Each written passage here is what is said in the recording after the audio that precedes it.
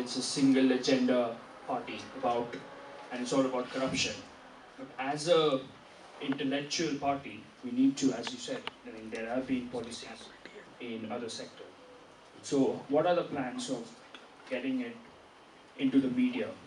Okay, the gentleman at the back, so we can have his questions. We'll come to you. हाय मैं आपका देख रहा था कि आपने दिल्ली में मतलब बिजली पानी के बिल ना Do you mind holding up your mic? Sorry. बिजली पानी के बिल ना देने के लिए आपने एक आंदोलन किया है, पर ये तो एक तरह से मतलब लॉ ब्रेक करना ही हो गया। आप कानून को तोड़ के कर रहे हैं। कल को मतलब मैं क्रिटिसाइज नहीं कर रहा, पर एक बात है कि कल को लोग टैक्स भी पे करना बंद कर सकते हैं, तो इसके बारे में आप बता सकते हैं कुछ? Thank you. Let me answer Yeah. this question. For choosing candidates, broadly what we have in mind is this, that any active member of the party can nominate any candidate within his constituency, for the constituency. Thereafter, all the nominations would be screened by a screening committee consisting of some mature, eminent people. We will put them out on the internet, ask people to send their feedback in terms of whatever information they have about these candidates along with evidence. If they know that these people have done something unethical in the past or have been doing something unethical, etc., what they record of public services, all that information will come. That screening committee will screen them out on the basis of whether they have done something unethical, illegal, etc., and some such criteria. After they have been screened out, the remaining ones who pass that screening, let's say 5 or 6 people get through that screening within a constituency. Amongst those, there would be a kind of, and some such criteria. After they have been screened out, the remaining ones who pass that screening, let's say 5 or 6 people get through that screening within a constituency. Amongst those, there would be a kind of election from among the active members of the party of that constituency.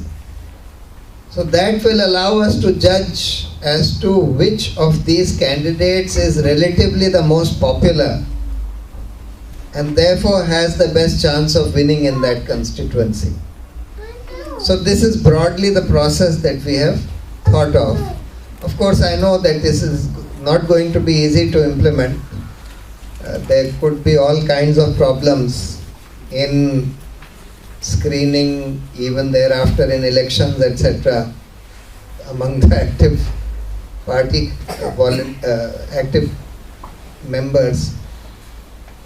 But it's a new experiment. We will have to go through it. Rather than just have the High Command or the National Executive nominate the candidates, we would rather do this. Of course, there would be some residuary power in case there is somebody really bad who comes through the screening process. Then perhaps the National Executive can veto that, but that would hardly be exercised, that power. Then how do we propagate the policies of the party? This was or rather, how do we even propagate the fact that the party is now in the process of formulating its policies? Actually, this will be put out on our websites, and we'll try and publicize these things now that we have formed our party committees to decide, the policy making committees to decide policies on different issues. This needs to be publicized. We are conscious of that. People need to know that this is not a one-issue party, that this party is formulating its policies. This party has a core vision, and that core vision is about democratic reforms, electoral reforms, institutional reforms. but the party will also be having its policy on a whole host of major issues. And for that purpose, we have set up very credible and very competent expert committees to formulate the policies on all those issues. And as soon as the policies are formulated, within 3 months that policy document should come out. Then of course we'll try and publicize it to the extent that we can, bring it up in discussions also in the media. About the media, it is true that the media, you see, the media is today controlled by these corporations. It's also to some extent influenceable and influenced by the government.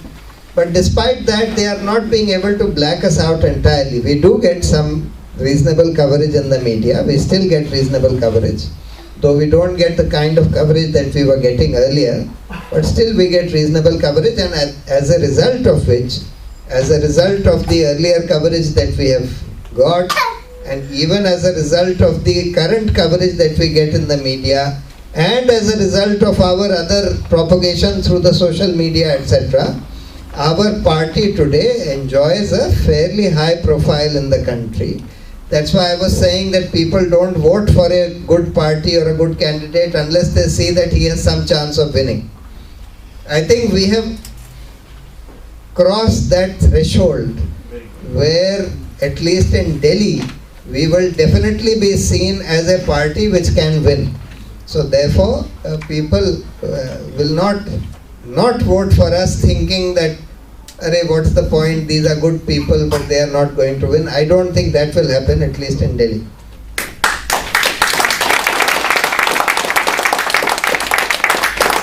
About this question of Bijli Pani and breaking the law, you see, this is the kind of civil disobedience movement, the kind that Gandhiji did when he did the salt satyagraha, or many other things that he did. He said that when a law or a rule is grossly unfair, in that case it becomes the duty of the people to defy that law and suffer the consequences of that defiance.